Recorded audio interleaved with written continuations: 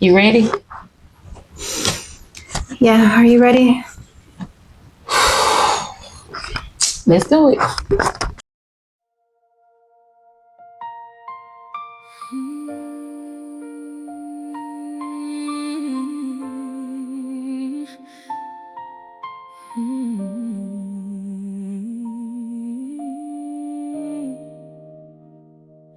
We buried a friend, I still can't believe.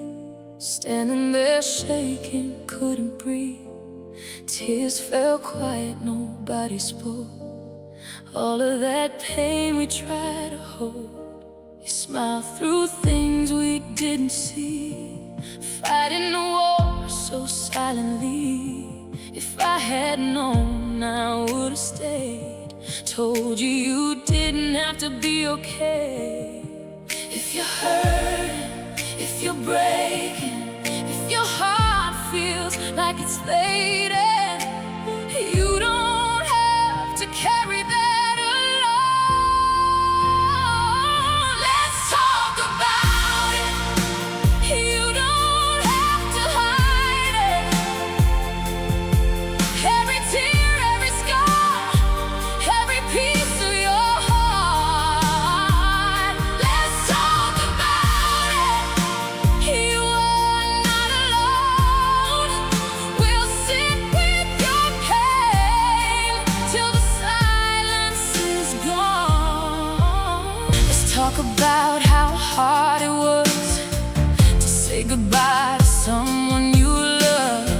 Let's talk about the night you cried and how you kept it all inside. Let's talk about the weight you feel, the kind of pain that don't feel real. So, when did it all start? Okay, so we started back in 2019, right? It was 2019. Mississippi. It was 3 of us. Myself, Miss Classy, Zhane. and Zhane. Y'all probably know her on different platforms as Nurse Bay and also Baby Doll Beauty.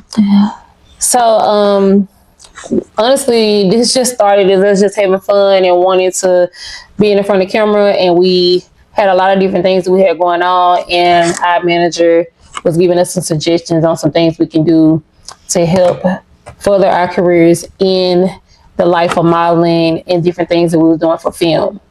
So we have our own businesses. So we were trying to grow our social media. Mm-hmm. Yeah, so back in 2019, we started, and during that process, Peggy had opened her boutique. Zhane, oh my God, young, vibrant, already had all this stuff going at the young age of 18. She had a lot going on. She was a hairstylist, makeup artist, boutique owner, online boutique. You name it. She even had properties that she was doing with her husband, where she was doing rental properties and things like that. So it was just so many different things that she had going on. And we just kind of wanted to have a platform just because a lot of people didn't know what we was doing because we was more moved in silence more than anything. So there was something that we always breaking out of our shell. That made sense. Like we was breaking out of our shell, kind of like trying to come with something new. A lot of people that knew us and people that didn't know us, we had a chance to really show them the different side of us and the inside. There are a lot of people that didn't know that we really had going on. So 2019 was that year. We also we had the reality show. Yeah, we got casted for a reality show in 2019 as well. So we did start filming for that, but unfortunately, COVID shut that down really quick. Yes, COVID shut it down. So a lot of stuff changed, and not even COVID. I ain't gonna lie, COVID did slow it down, but let's be honest, what was really the reason why? We all got pregnant at the same time. Ain't that crazy? We got pregnant at the same time. Yes, so honestly, my children was already teenagers or preteen, and it was kind of like I was starting all the way back over. So it was like those first couple years of my son's life was kind of more dedicated to that. I really didn't have the extra time like I did when I had teenagers to really put in that time to have a podcast. And we all just had our own stuff going on. So, and then even when we tried to bring it back, when our kids got a little older, she was in school for nursing, and I had the boutiques, and then you had your businesses. So it was just so much stuff going on. But, we still, when we seen each other, we still had conversations about we had to bring it back because we did want to bring it back in a different way because we was older, more wiser. We had more things going on, motherhood, things like that. And we wanted to come with a different look because anybody that know us back in 2019, yeah, we had our podcast was next level. It was. So now we are coming with a different scale, on a different scale, okay? So y'all totally stay tuned different. for that. Yeah. Stay tuned for that. At what moment did you feel you had to bring the podcast back in 2026? Well, a lot happened at the last year. We had, like I said previously, we had previously spoken about bringing it back and some different ideas that we wanted, directions we wanted to go with the podcast. We was in different places in our lives that we felt like it was a perfect time for us to bring it back. But tragically, we lost our dear sister Zhane. in November. And that's really why we had to bring it back. We really had to bring it back. We want to be her voice. We wanted to be a voice for her. We wanted to be a voice for so many women that's going through the same thing as her, is going through the same thing that she went through.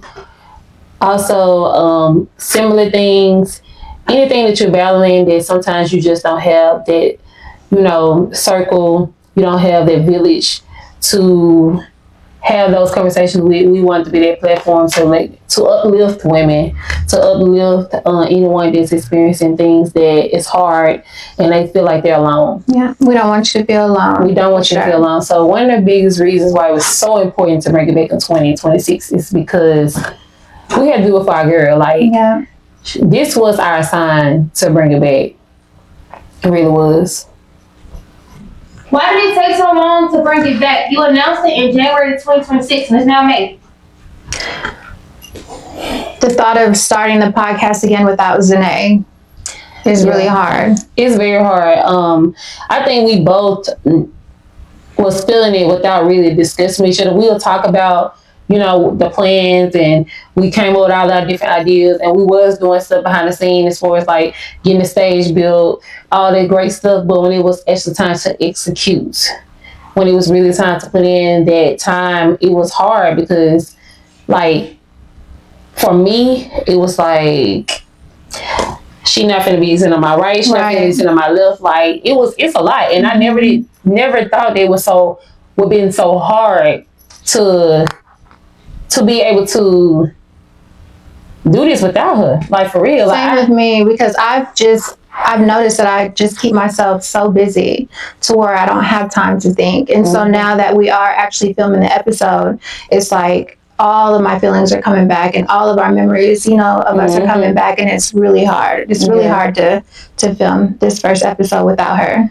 It is, especially with just, I don't know, with everything that's centered around it, it's just been a struggle, a real struggle. Like, because just think back when we was doing it back in 2019, it was nothing for us to be episodes. We was having fun, cooking. We came up. Look, I literally tell y'all, hey, this is what we're gonna talk about. This is what we're wearing. And we coordinated our outfits and everything. It was fun. Like, we actually looked forward to doing it. It was like an escape away from it's life. Very dreadful. Very dreadful. My drive here, when I was on my way here and just trying to think of like all the things to put together in my head, I just was like,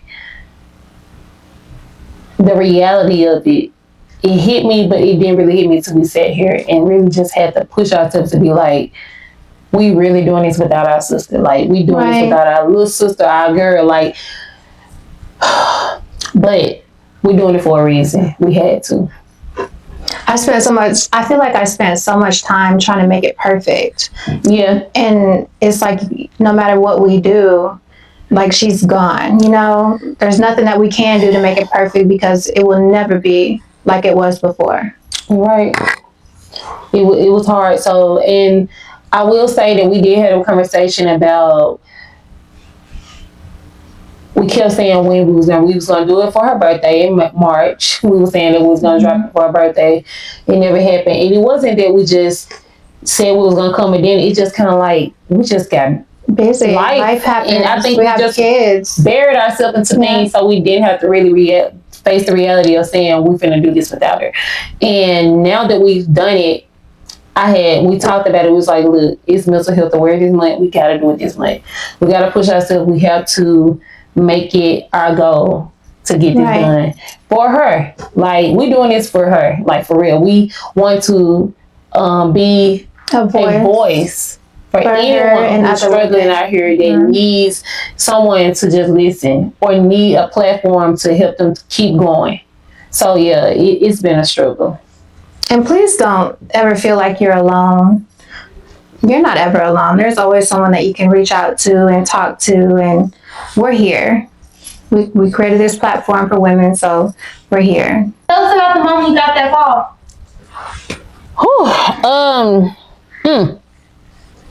I guess I'm gonna start this one. It was hard. That call, I'll never forget that moment.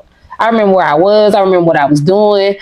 I was at home. It was a weekend. I was at home cleaning, and I remember in the living room. I remember the person who called me. I remember what they said. I remember just freezing. Like, I remember, like, I just froze in my steps. Like, I was literally like and I just was holding up. I'm like, nah. I'm just saying nah. But it's like in my back of my head, it's just like, I want to reach out to somebody, but then I don't. I want to reach out to somebody, but I don't. And once I did reach out, in the source that I got it from, I knew that it was true. It was true. It was a hard pill to swallow. Like, I have witnessed some deaths. I witnessed some loss, but this one, it just resonated with me so, like, it hit me so deep. It cut me so deep because of that relationship we had and the conversations that we had that led us to that moment that I felt. And I was just like, wow. Like, ooh, it was just, yeah, it's like I wouldn't wish that moment on no one. I remember after getting myself together, I thought about Peggy. I was like, she out of town, and I don't know if she been on social media, and I don't know if I haven't been on social media. I don't know if anyone put it on social media, but I have to reach out and let you know before you got on social media. I would hate for you to find out. And I thank you for doing that, because I was out of town when you called me. And when you called me, I was and matter of fact, we were in Dillard's and I was shopping, getting ready for an event. And I was in straight disbelief. Like, I couldn't believe it. I remember asking you, what did you say? Mm-hmm. And it was like I was in a daze. I remember the lady behind the counter. She just kept looking at me, and I was just standing there. And I remember my kids asking me, was I okay? And it was just, I just felt numb. Like, I can't explain that feeling. Exactly. Yes, that was me. And it's like it started hitting me like bricks. Like, I'm talking about, like, just hitting me, like, and just consistently just hitting me and hitting me. It's like I couldn't breathe. My chest started just getting tighter and tighter. Mm-hmm. And all I can remember is just like, just thinking about the last conversation we had, and just like, man, like, I just wish I had one more conversation. You know, like, you just start like almost blaming yourself and just what if and why not and this and questioning God. Like, I ain't gonna lie, I questioned God. I questioned God. I'm like, why? Like, she had so much going on for herself. She was so, like, talented. She has them babies, you know. It was so many things I was thinking about, and I was just like, in that moment, it's like not being able to breathe. Like, I promise you, like, I just had a moment of just silence. Like, and when people just started calling me, that's when it really hit me, because my phone just kept ringing. Everybody texting, calling, trying to see if it's real, because I'm like, it hit the internet. Yeah, I remember going on Facebook, and that's why I saw it, and I was like, even though I'm seeing everybody say, you know, rest in peace, Zhane, I still did not want to believe that. Like, I just... Yeah. It was hard. I think I can't say what's the hardest part, because a lot of people say the hardest part is when you say goodbye, but it seemed like just being able to breathe was the hardest. Like, just being able to just be like, you're going to be okay. You're going to get through this. You got to be strong. And that's the thing. People expect you to be strong because you're known as the strong friend. You're known as the one that's everybody don't see break. But I was broken. Like, I broke. Literally. I broke. It was like, in that moment, it's like, not only did I couldn't breathe, I felt like I was completely broken. And the hardest part for me in that moment was that even though I was broken inside, I was shattering, and it was like I had to still find a way to dig myself out of it, because I was expected to be the strong one. Like, I was viewed as the sister, the strong friend, and it was like I had to still be strong for everybody else. Like, I remember so many people called me, and I can remember like yesterday. So many people called me, and I'm answering the phone, and I'm hearing them cry out, and I'm trying to console them while I am torn. I'm talking about like broken, and it's like it was good to have those conversations. Because you remember we did the group calls a couple times with everybody, and everybody was sharing all their moments with her, and it did help you. It helped. I think we all helped each other with those moments of sharing. You know, different moments we had with her, and just, you know, how she was such a light. But at the same time, it's like the whole time I was on the phone, it's like I'm encouraging everyone, and I'm trying to stay strong. But if they only knew that I can't breathe, like my chest is tight, like I'm not sleeping. And I know people probably knew that, but it was still like I still was so used to being the one who kept everybody up, you know what I'm saying? But to me, you are strong, because you attempted to wrap her casket, and even though that didn't work out, you know, you still were there, and you still showed up, and you still tried to get it done in time for her funeral. Even though you are the strong one, I still feel like it's important that you still talk about your feelings and how, you know, losing Zhane affected you, or how it affects you to this day. Because Zhane, to me, I looked up to her as the strong friend. And I regret not reaching out to her, because I always felt like, you know, she could handle it. And I didn't know that she was going through a lot of things that she was going through. And so I feel like if I would have reached out to her, you know, maybe she would have, you know, vent to me more than what she did. Yeah, so. I understand where you coming from with that, because, you know, I found myself feeling that way too, because I will say the last couple of years, we all took so many roles in our lives that kept us from being as close as we once was. So even though I would check in on her, even though she'll call me and be like, whatever she was going through and she wanted to talk, I was always there to listen. I'm going to stop what I'm doing if I have to come to her. But at the same time, I get what you're saying, because sometimes we just don't know that a person going through something, they don't show you, or they don't. 'Cause a lot of people don't show it. And a lot of times, even from studies, people that show all their extraness, that they're going to do this, they're going to do that, they're not going to do it. They just want attention. But a person who kind of suppress it and hide it and fix it up and make it pretty and make it look like everything's pretty good on the outside are the ones that are completely lost in the inside. So that's so true. She was that friend that even when she tell me certain things, and I was so like still like, girl, are you, because she carried it so well. She did. She carried it well. She really did. And she held herself together, you know. She did not look like what she was really going through. And that's why I always say it's so important that we check on our strong friends. Check on our friends, period. I don't care if we're the strong one or weak one. I don't care what it is. Every now and then we should be having that moment where we're like, dang, I ain't talked to Peg in a while. Let me reach out and check in on her. Because you just never know what a person is experiencing or going through it in life. And sometimes they might not be comfortable with sharing because they're embarrassed. And I say that, like, they can be embarrassed, ashamed, don't want a person to know what's really going on with their personal life, or why they're where they at, because so many people look up to them. And when you in that light, when so many people see you up here and you really feel like you beneath all of that, it's hard to share your story because you disappoint so many people and you want everybody to look at you in a certain way. That's but so you're true. so broken, so broken. So at the end of the day, I think that moving forward, anyone who's experiencing something like this, find a village, find something, an outlet. Find an outlet because you do not have to carry it. You don't have to carry it alone. I don't care if it's you can find you a church. You can get a membership at the church for the church family.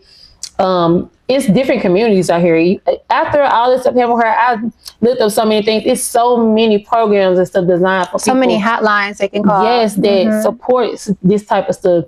And that's what this platform is for. For real. This is what this platform is for. Tell us about the days leading up to saying your final goodbyes. I ain't gonna lie, that was a real hard one. I guess just the hardest part is just the anticipation of knowing when we was gonna actually say goodbye by having her funeral and the burial and all this stuff. So it was like, trying to respect the family, give them a little time, even though, her family is a very, very, very loving family. They accepted us. We never had an issue with anything with them when it came down to wanting to help. That was with open arms. But the time, the anticipation, just the sleepless night, it was so much. It was so hard, and I kept getting so many calls. It's like the calls kept coming about when the funeral, and I'm like, I don't know. I'm saying the same thing. I got to the point where sometimes I didn't answer the phone, especially when someone that close to her that I knew her personally or something like that. But a lot of people, it was reaching out. It wasn't personal towards anyone. It was just hard for me, and I think anybody that knows it. So I will apologize to anyone who you felt that I ignored or whatever. But it was just a hard moment. It really was for all of us. For me, I was so nervous to see her. I was so nervous, and when I seen her, it really didn't hit me. Like, it did not hit me that we were actually saying goodbye to her until to her burial. See, for me, I remember when I walked up, they was doing it was right before before the wake. I got there where her family was there, and they was kind of still doing a little stuff to her. And I kind of stood a little to the side, and I remember her mom was like, "You wanna?" And I was like, I kind of respectfully, I guess I felt like I had to because her mom asked me, so I kind of did a little peek or whatever, and I was just trying to keep it together. I didn't break down, but it's like I didn't get a chance to really look at her. It's like I saw her, but I didn't. You know how you look, but you didn't look. Yeah. So that moment, I still didn't know. It didn't register like that was her because I didn't see her. It's like I saw her, but I didn't see her. It took me to the wake, which Ashley came. I think you came, you and Jasmine. And we brought the flowers. Yep. And we walked in with the flowers and stuff. And I walked in, and I told you, I was like, I still ain't walked down there. I went on to walk down there, and it's like I just stared at her because when you're at a wake, you really have a time. You're not really rushed. Like a funeral, it's the line of people behind you. You got to go and do your little view and go. But at the wake, it's very intimate. So it's like you walk up and you stand there and you look at them and you look for them. If you're trying to find us, make sure this the person that you remember, stuff like that. So I literally just stood at the casket and just stared at her and was like, and then out of nowhere, it's she just started. All her futures and everything just started. It's not saying that it was never there, but it's just I saw her laying there. It's like I knew that it was her. And in the back of my head, even though I was seeing all that, I don't know if I thought it was a dream. I didn't want you were to be in disbelief, in shock almost. Oh my God. But when I saw her there, it was the hardest. And then that drive was the hardest. 2.5 hours. And we did that Friday, and then, we went Thursday, Friday, and then Sunday. Yeah, Sunday, because Saturday was the funeral. We did, the funeral, was in South Haven. So, that was the longest. Just imagine the whole ride you're driving there, you thinking about you about to say bye to someone that you can't say bye, well, you can't see again. And then you get there, and when you see them, everything hits you again, and you know that this is real. And then you got to take that drive all the way back, and then get up and do it again the next day. It was a lot. She definitely had her own weekend. She was definitely a queen. Yes. She had a 3-day weekend. She did. Leading up to that day, I would say that I think anyone who's grieving or going through any loss can relate. Everyone have those different moments that they experience. But for us, I think the hardest part for me was just that drive. Like the drive, how long that you have to ride and think about what you just saw, and how long that ride of coming up to see someone that you met for the first time after they went into afterlife. You know what I'm saying? So for me, that was a hard one for us. It really was. I didn't want to leave. Like when it was time, for her burial, I did not want to leave. Like we were the last ones standing there while they put their dirt, back over the grave. And you know what? I will say I am grateful. I'm so thankful for, I don't know who was the company or whatever, but a lot of times they don't allow you to stand there and watch. They allowed us to have our moment. And they were really kind about it. Yeah. So I just felt like we were leaving her. Yeah. Y'all just stood out there. I was just like, man, like. And it was so cold and so windy that day. And I was like, this just does not feel right. She's supposed to be here with us. Yeah. Sometimes I still be thinking like, and you know what's so crazy? How social media work. I still get notifications on TikTok. Really? Yes. Oh, yeah, because you're friends, yeah. The brands and stuff that she worked with, they still send me notifications of stuff, and I'll be like, it's so scary because even though I know it, my heart I still every now and then when I see it in a notification, or sometimes I don't hear it, you know how you swipe and you see the notification, they say like baby doll beauty, blah blah, blah, and you be like, it never fails. It's like my heart drop every time because I know that she didn't post it, but I still kind of, for a split second, I was hoping that she did. Yeah. But yeah, I would keep going back to her TikTok page just because I wanted to feel close to her. Yeah. Or I wanted to see her beautiful smile, and just talking and being her silly self and just loving fashion and beauty and makeup and hair, like all of this stuff, And so leading up today, that day was a lot. It really was. Tell us why this podcast in 2026 is so important.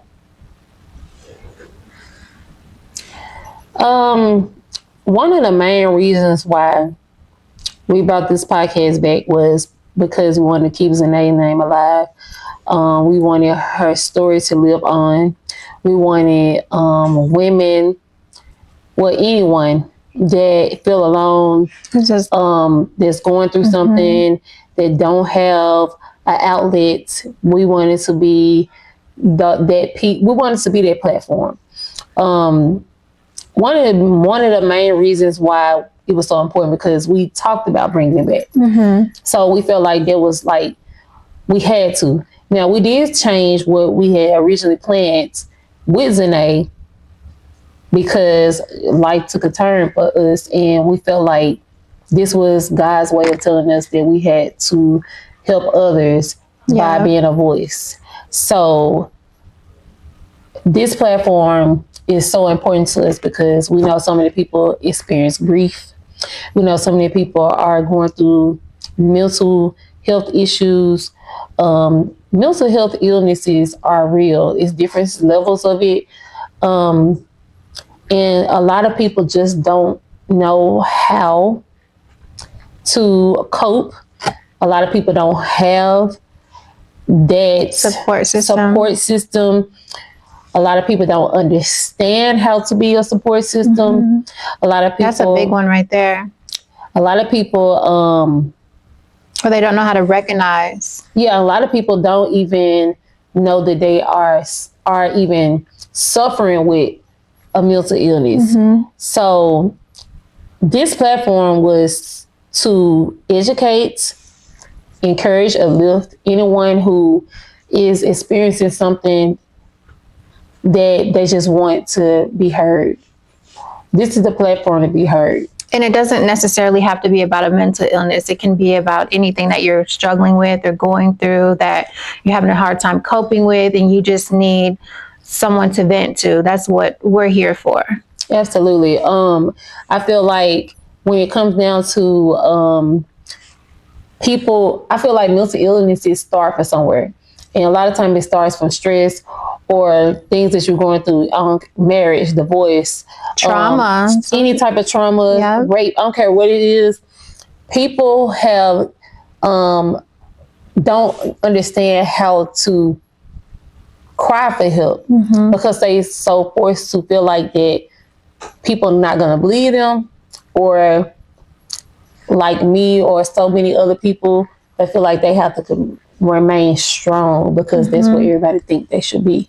So this platform is set to be able to help encourage each and every one of you guys to be who you are, stand in it, and not be ashamed. And be that voice for someone else and be a voice for yourself.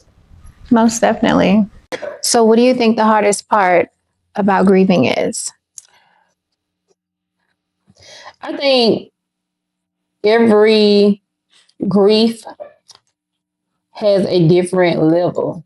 I think every grief has its own separate moment. I would say in that grief, in this grief that we are both experiencing, for me, I think it was hard because, like I expressed earlier, people don't see the emotional side of me. People not used to me being vulnerable and all of that. I'm always the strong one. So when I was going through that, I think it was the hardest for me because when you're dating, when you have different relationships with different people and friends and stuff like that, they're not used to you not really being completely open. I went through that, honestly. Like, Same. I went through that. I went through kind of like them not understanding completely. I think they didn't understand completely because they're so used to who I am that they didn't be sensitive to what I probably was experiencing and feeling. And even though I don't, because I honestly didn't share as much. I didn't say, oh my God, I couldn't speak, or it's so hard to cry because, you know, some deep down, I didn't feel like I had to say I cried or I'm hurt because you know how close the person is to me. You know, what I was experiencing. Well, I ain't gonna say you know what I experienced, but you should know, how it feels to lose someone close to you or how it could feel. You know, but a lot of times people just don't know how to be there for a person when they're grieving.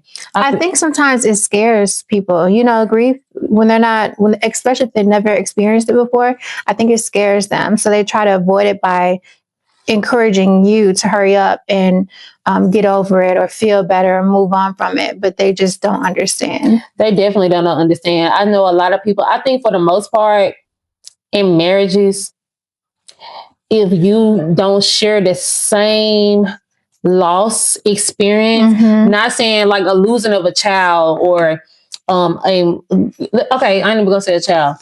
You in a relationship, you married, and the wife lost her mother.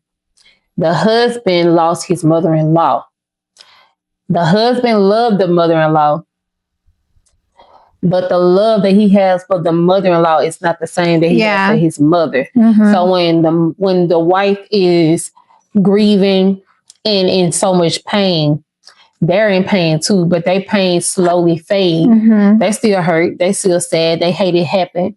But their wife is probably not eating. She probably not getting out of bed. She's probably not fixing herself like she normally does. She probably not her happy self that she normally is. And yes, you try to give them time, but then over time it gets old to you quicker than it is for her. And it never get old because that's my mama, right? Right. So it's hard to be sensitive to that because you don't share that same hurt. You both hurt, but her hurt is deeper.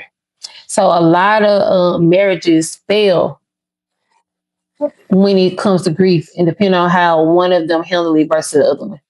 And you have to be sensitive to it, and it's hard to be sensitive. Honestly, a lot of people don't talk about how hard it is to be sensitive to someone else's pain of losing someone when you don't have that same pain. You know what I mean? Yeah. So I would say for me, the hardest part of grief is just people understanding my pain. That's a big one for me, is understanding without judgment. Understanding my pain and just understand, like, sometimes I don't want to talk. Sometimes I don't want to. If I want to talk about it, I talk about it. Listen, I might not even want you to say that. Just listen.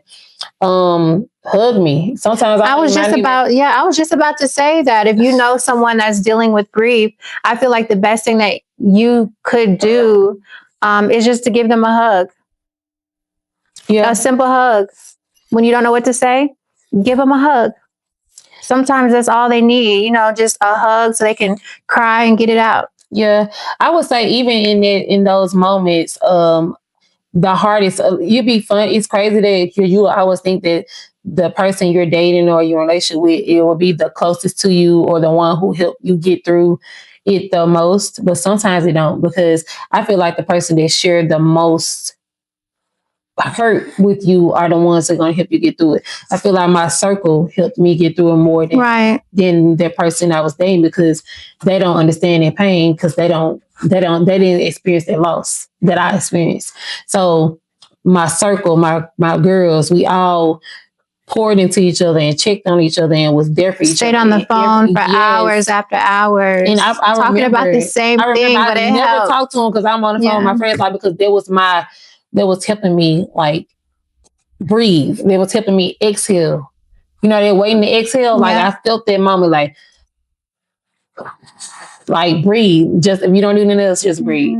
So that was a release, because we call each other every day. I promise we did. Every day, if not twice, 3 times a day. Checking in. That helped me. It really helped me. And I appreciate you guys, like, because they really helped me get through the dark times, the hard times. I remember we'll be up all night sometimes just on the phone. Like, I ain't even talk to them. I'm on the phone with you guys, like, just getting through the good times, like talking about the moments and the times we was together and what we did this and what Zhane said and what she did. Like, that helped me. Laughing and then crying and then back to laughing. Yeah, my cousin. My cousin was a really big support to me. She lost Zhane, of course, too. She was her hairstylist, and she was close with her as well. So we all shared. I feel like when you experience a grief, that's just like I was just saying with the husband and wife. When you probably experience the grief in a different connection with your siblings than you will with your spouse. Right. Your spouse, I feel like your spouse is going to, be sensitive to it, but you going to probably open up more to the people that shared that hurt with you versus someone who didn't understand why or what you was going through. You know what I mean? Yeah. So the hardest part. I feel like that's when you find out who genuinely loves you. It really tests the relationship. It do, but I still, honestly, I don't even hold it against them, because I think about myself. If they lost their friend and it wasn't my friend, but I knew of them, or maybe not even knew of them, would I be like, how would I be able to handle? Like, of course, women, we are always going to be more sensitive to than the men are. But at the same time, I feel like that I don't know how I would be like sensitive. I'm going to be sensitive to it, but I don't know, if I can be the support I can be to him, like his friends that share that bond that they had versus me. Like, I would listen, it's like a soul, but I wouldn't be able to give you those moments to help you smile, to be like, yeah, you remember what he did? I can't give you that. I don't have those moments. You only have them with your friends and his siblings or whoever you had those bonds that you connected with that person in. So that's why, one of the reasons why I didn't open up and share a lot with him, because I know he didn't share it. And I can tell him all day, and I don't want to bore you either. I don't want to feel like I'm constantly dragging it. So then he'll start feeling depressed. That makes sense. Yeah. So I feel like I go to where my support and my help is. And that was my circle, my friends, my girls, they all experience the same thing. So in that moment, I don't blame my partner for not being sensitive. I ain't gonna say they wasn't sensitive, but not being exactly what I needed when I was able to find it somewhere else. So I say to anyone who is experiencing it, just be. I'll say give them grace. Yeah, and be sensitive. Yeah, most definitely. Give them grace. Give them time. Give them that space that they need. Give them their silence if they want to be to themselves. Give it to them because you don't know that might be helping them. Their silence. They detachment. And I know it's hard to go through detachments in relationships because you feel alone when you shouldn't feel alone. But how they feeling inside their heart. So I just encourage anyone that is experiencing grief to figure out what works for you and have those hard conversations with your spouse. Definitely. If you feel like you want to have that conversation, or if you feel like they wasn't what you needed them to be, don't think they're supposed to know that they wasn't. Tell them, share that. I feel like there's no time limit when it comes to grief because it comes in waves. Just when you think that you healed from it, a song comes on the.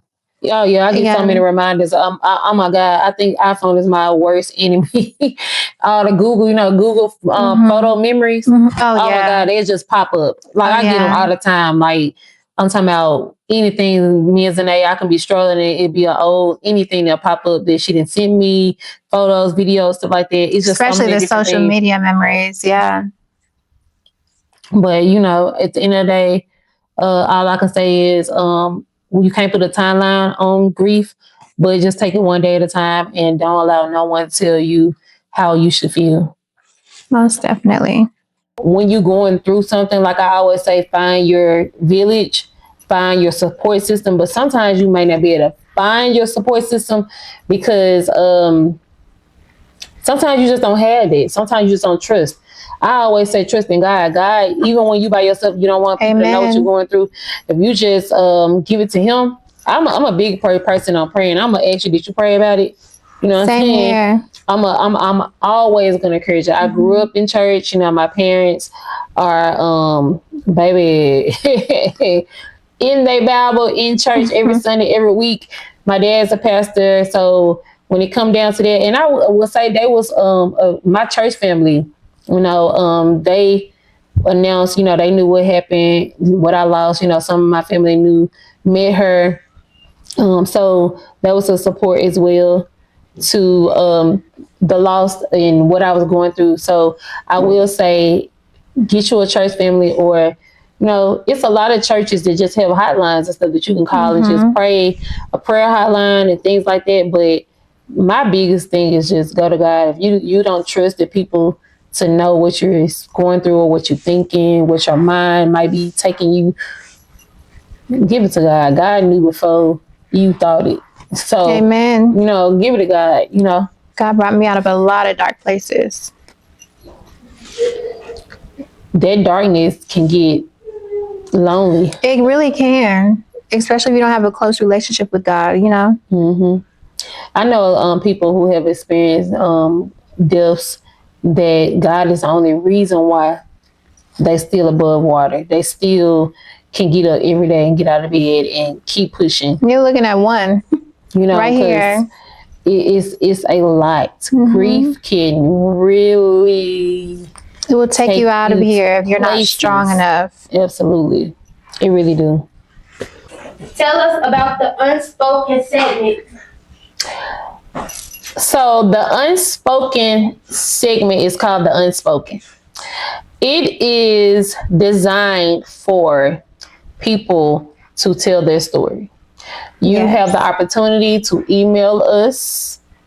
We will drop the email below. You also can DM us your story and we will share it on our platform.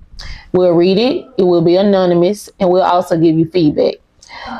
This is your opportunity to share anything that you feel like you've been holding in, you don't have no one to talk about, or you just want to share because you feel like it will help others. Be active. Share your story. We would love to hear it. This platform is not only for grief. It's not only for mental health. It's with anything in life that you feel like you would like people to know your story. It can be the voice. family problems, relationship problems, Marriage. children, entrepreneurship. right? Yeah. Anything that you're going through, I don't care if it's something that you would like to share and you want us to, give you feedback, or you just want someone to know your story. I don't care what it is, share it. We would love to hear from you guys. We may not be able to put everybody's story on the episode, but we would definitely reach back out to you guys. Most definitely. And thank you so much for supporting us, for all our old followers, our new coming followers, the ones that's still coming. Thank you guys so much for being patient with us. Thank you so much for supporting us. Thank you so much for believing in the vision that we have for this platform. And we look forward to you guys to continue to support. Right. And y'all is a little different than what you guys, especially our old followers, are used to. Mm-hmm. We are definitely older. It's been years ago. We want to come stronger, newer. We want to come with a new platform. So y'all just stay tuned. We have a lot of different directions that we're going to be taking you guys in. We will be very raw, uncut. But we want you also to understand that everything that we're doing on this platform is to help someone have a voice, feel like that they're heard. We want you to be heard. We really do. Right. We want you to be heard. So let's use this opportunity. It's the unspoken to share your story. So if you want to be on the show and you're shy and you don't want to be in front of camera, email us. Send us those stories so we can read them. Okay, that's all we have for you guys tonight. This is Let's Talk About It podcast. I'm your host, Sam. I'm Peggy. And we'll see you next time.